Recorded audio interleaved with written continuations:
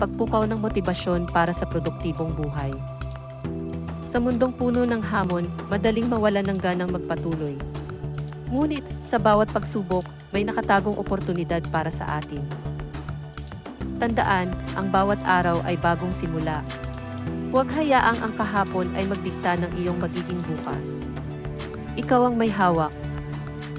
Ang pagiging produktibo ay hindi lang tungkol sa dami ng nagawa. Ito'y sa kalidad at epekto ng iyong mga aksyon sa buhay. Magtakda ng maliliit na layunin. Sa bawat munting tagumpay, ang iyong kumpiyansa ay lalago. Ang bawat hakbang, kahit gaano kaliit, ay mahalaga. Hanapin ang iyong simbuyo. Kapag mahal mo ang ginagawa mo, hindi trabaho ang turing mo dito, kundi isang masayang paglalakbay. Huwag kang matakot sa kabiguan. Sa bawat pagkadapa, may natutunan. Ang mga ito ang maghuhubog sa iyo para maging mas mabuti.